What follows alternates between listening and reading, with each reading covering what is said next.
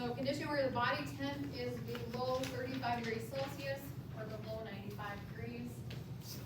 So the heat produced is less than the heat lost. So severe cold. So if I made you stand outside for 10 minutes today, you could be at great risk for developing hypothermia. So it can set in pretty quick. They actually just said on the radio today, if it's 30 degrees or less, people can get hypothermia within 10 minutes. So people who work outside, if they don't have proper clothing, alcoholics, a lot of times they're prone to hypothermia. There's been lots of alcoholics who are found dead, like at a snowbank, because they leave the bar intoxicated, or they go outside and then they get disoriented and they literally die of hypothermia. Nobody finds them, right? Diabetics, if they get low enough blood sugar, and put them at risk, their body temp will drop as well, so they can suffer from severe hypothermia. And then people who are outside, ice fishing, skiers, anybody who spends time out in extremely cold temperatures obviously is at risk. In some cases, we put people into induced hypothermic state. So there's more and more research around this, and if it's effective. So people with like traumatic brain injuries, or people who've had severe, massive heart attacks, if we lower their core body temp and give their body time to heal, because if your body temp is high, if you have a fever, what's going to happen? Swelling, right? So cerebral inflammation, cardiac inflammation. So if somebody just had a heart attack and now they have all this extra swelling, is that going to do more damage than if we lower their body temp? So there was a football player, those of you that follow football, in 2008, by the name of Kevin Everett. Anybody know this name? Probably not, way before you guys' time.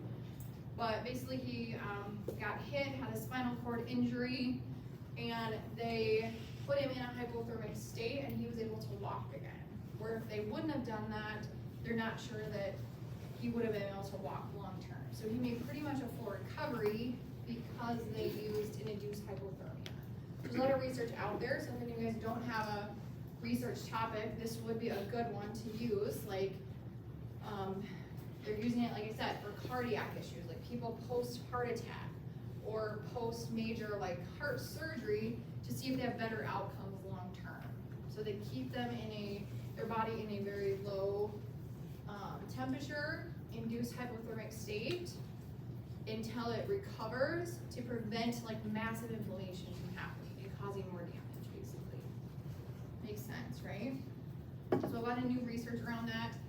People with head injuries, we know that with increased intracranial pressure, temperature is a thing that can cause it to rise pretty quickly. And if somebody has a brain injury, their body temp is going to try to rise to try to compensate, but actually it does more damage. You're killing off more brain cells more rapidly. So if we can keep their temp down, that will actually help them do better.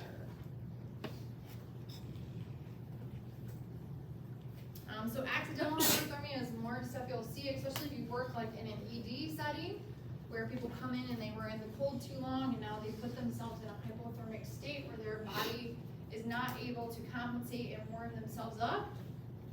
We were talked about people with substance abuse, drugs, trauma, overwhelming sepsis. Sometimes people who are extremely septic can become hypothermic. People with extremely low blood sugars can become hypothermic. Obviously, if you were ice fishing today, you fell in the water, you become hypothermic pretty quickly. If you were out hiking or climbing ice, hypothermia in infants can happen because they don't have a great body surface in relation to their mass. Also, they can't regulate their own heat. So they are more susceptible to becoming hypothermic, especially if they become ill. They lose 4 times more heat than adults do. So they can lose heat pretty quickly, especially if you had a baby out today. They don't have hair in their head. They don't have a lot of like healthy fats to cover in the right areas over their organs. So they can become hypothermic pretty darn quick. They have an increased metabolic rate, increased muscular activity. They don't shiver, so they can't warm themselves up naturally. And if they have a glucose below 40 puts them more at risk.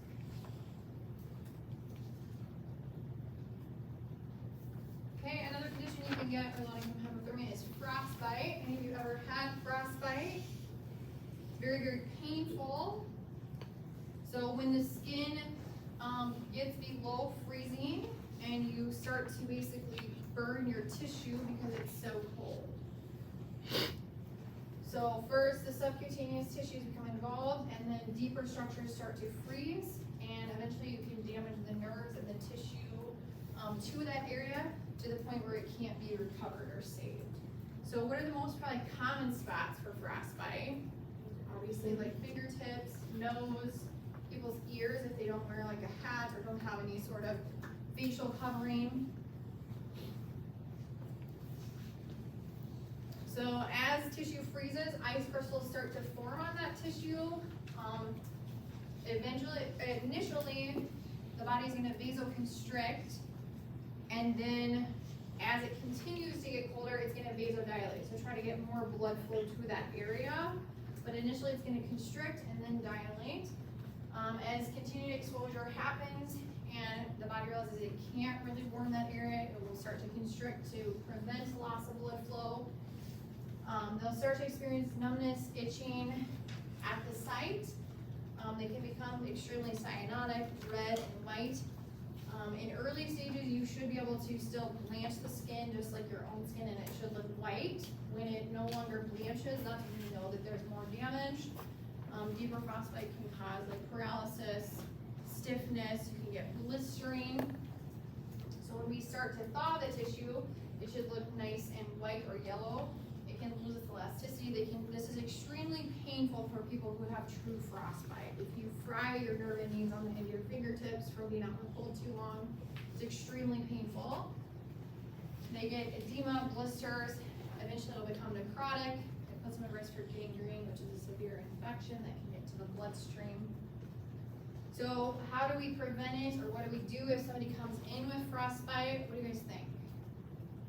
We have to rapidly thaw them out, right? Get the circulation back to that area. So we never want to massage the area because we can actually cause more damage than good, because that tissue, there's no blood flow there when they're initially this bad at frostbite. So if we start massaging, we can actually do more damage. So we can put their extremity in warm water or warm fluids, remove any wet clothing, rapidly warm the affected areas. Again, don't rubber massage. And then recovery can occur if we avoid necrosis. So sometimes if they do have necrosis where the tissue has been damaged to the point of no return, they might have to have like plastic surgery or lose parts of their skin. So if that nose, do you think we could thaw that and recover that? Probably not. It already looks kind of black. If we tried to blanch that, there's not going to be any blood flow to there. Very painful. Probably would have to do like some skin grafting to that area. So mild hypothermia can occur in temps of 90 to 95. So your core body temp is 90 to 95 degrees, right? So quite a bit low. They'll start to have fatigue, so extreme tiredness, slurred speech, poor coordination, balance can be off, confusion, shivering. You want them to shiver, right? Because it's the body's way to try to increase that temperature. Heart rate is going to increase to try to pump more blood flow to these areas that are cold. And respirations are going to increase as well. So it's going to be kind of an early sign of mild hypothermia. As the body temp starts to drop below 82 degrees, so you're going to be pretty cold, they're going to start to lose mental status. They might actually slip into a comatose state. There'll be no shivering. They're not going to have the energy to shiver. Their respirations will start to decline, right? Heart rate will decline, blood pressure will drop. They might become extremely pale or looking blue or cyanotic. They can hallucinate or, like I said, slip into a coma. So they're going to start to lose mental status at this point. And then profound hypothermia, they'll have no respirations, no heart rate. They can slip into VFib pretty quickly.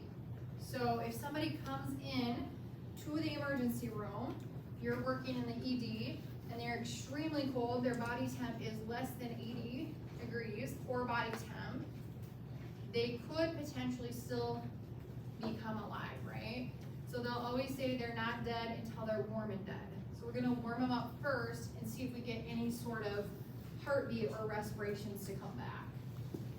So what are some things that you would have readily available if you heard, you worked in the ED, the ambulance called, said, we just found somebody unconscious in the snow, very minimal pulse, no respirations. What would you prepare as a nurse? What are gonna be your main interventions? You're the ED nurse. What'd you say? Crash cart, you're absolutely right. Because if we're able to warm them up and their heart has been just like quivering, what rhythm do you think you'd have on your EKG of a quivering heart? If your ventricle's quivering. Maybe VFib, maybe VTAC, right? They're probably gonna be in VFib. So what do we do for VFib? DFib, right? So you'd wanna have the crash cart there. We're gonna wanna try to warm them up as quickly as possibly as we can. So how do you think we can warm someone up who comes in, their body temp is 80 degrees? How would we rapidly warm them? Fluid. Warm IV fluids, heating blankets. They might be putting in 2 large bore IVs and just pumping in warm amounts of saline. Anything we can do to warm them up. Massaging them, whatever we can do to try to increase their body temp, and then as it starts to increase, be ready probably to code them, right? So here's a video, if it works, that is pretty interesting. Related to this.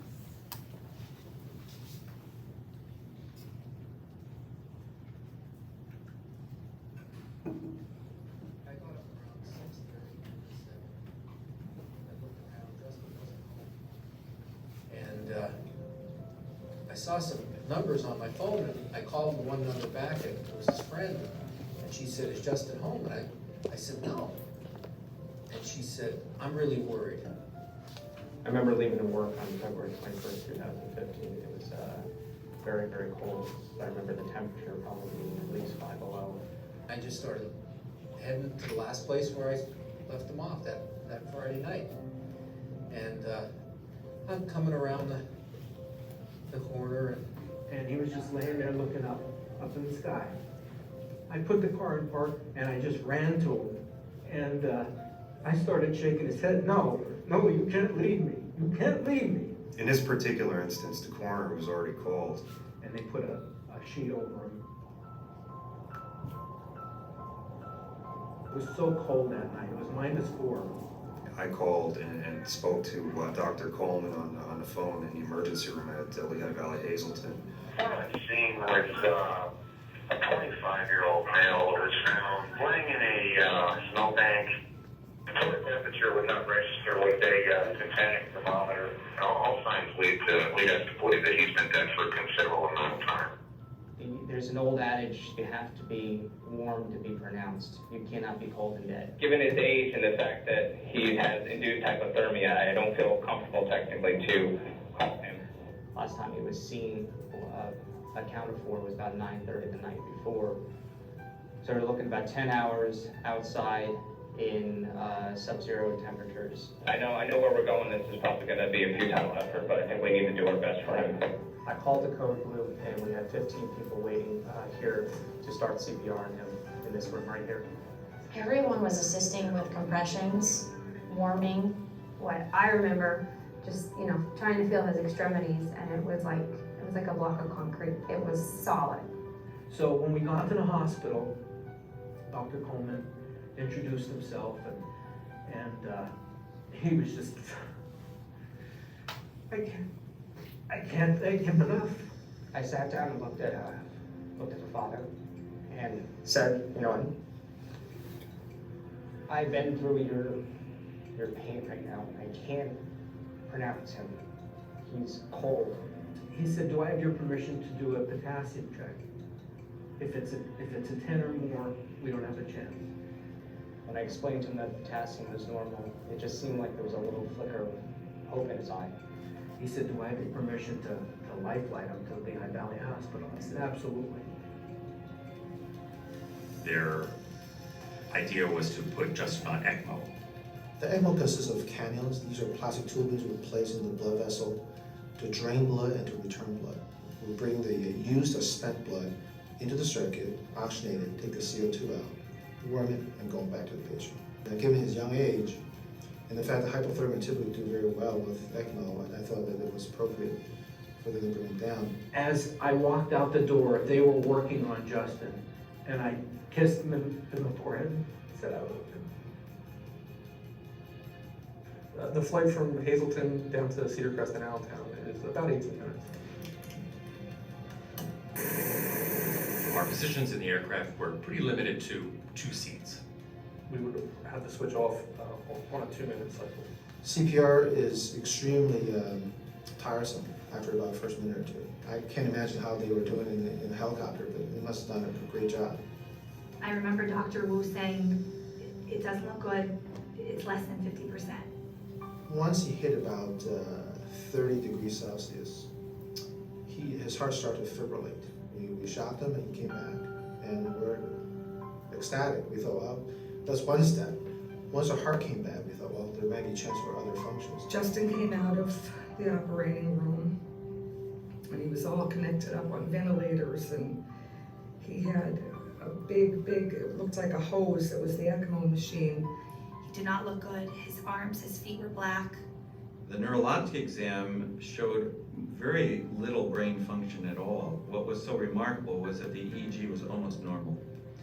And that really threw me for a loop. He said no one in this condition has ever recovered. We're witnessing a medical miracle. We're witnessing scientific history. So Justin's case, from what we could tell, is the lowest recorded body temperature to ever survive exposure from hypothermia. To go from that day, that Saturday, and seeing him laying in the snow, frozen, dead, and then the next day, there's a chance, his brain is gonna be all right. It gives you the chills. It gives you the chills. He did end up amputating both of his pinkies and all of his toes. It was probably March 5th, and he just opened his eyes, he turned his head and looked at me, and I couldn't believe it. My first memory was waking up at Cedar Crest, and I saw my mom, my dad, and my 2 sisters. I was pretty much out of it still, but I can remember visually seeing them both. Justin just continued to fight the fight every day. He's just back to normal. When he's sitting there on the couch with the dog and, we're watching something, and it just seems like it never happened. There's other times when I see him struggling to walk here and there, and it brings back, memories. For whatever reason, any of us were there. Every piece of the puzzle fitting to place. Okay, so a couple key points from that. What do you guys think? Okay, ECMO saved his life. So they took all of his blood out, warmed it, gave it back to him. What?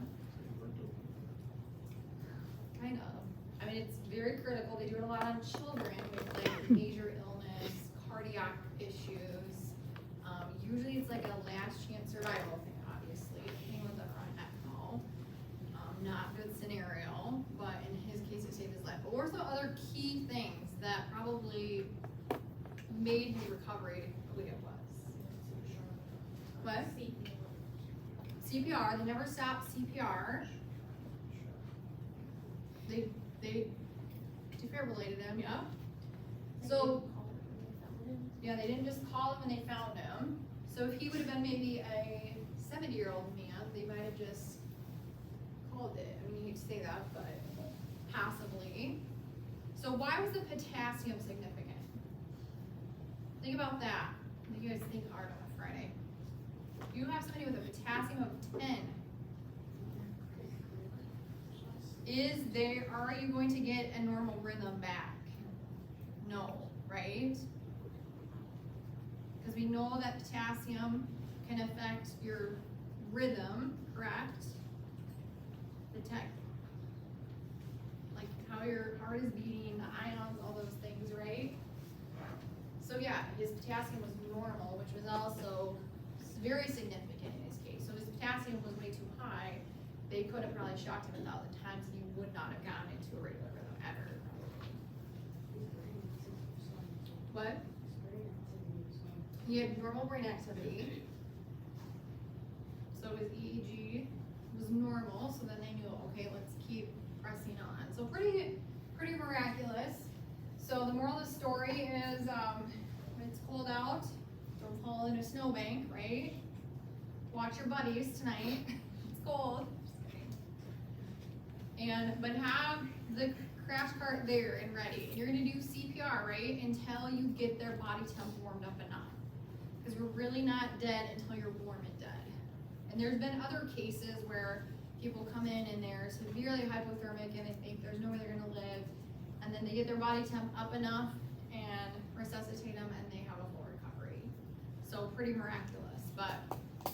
I had a cousin who like got in a car crash and she was flown from the vehicle and they didn't find her till like 4 hours later. Her body temp was like 84 degrees. Oof. And they brought her back and she was ended up being fine enough. She had been put in the halo and all this stuff, had like 6 months of recovery in the hospital. But they're like, if they would have found her like an hour later, she probably would have been dead. But she recovered? Yep. What is another key thing you want to be monitoring with somebody with severe hypothermia? When they come to blood sugar. Because they're gonna be burning a lot of calories initially, like before they get to the severe state of hypothermia, they're gonna be shivering, right? If you're shivering, you're burning a lot of calories, right? And if you're shivering enough to where you can't shiver anymore, your metabolism is really revved up, so it can drop their blood sugar pretty quickly. So again, if somebody comes in and their sugar is 40, are you going to get them back to a normal state until we correct that? So the thing you're gonna do, warm fluids, large bore IVs, bear hugger, get them warm, have the craft cart ready, check their electrolytes, check their blood sugar.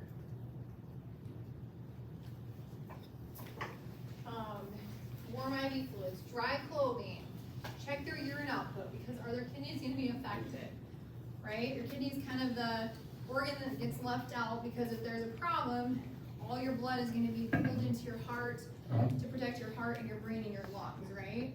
So do they have urine output? Are their kidneys damaged?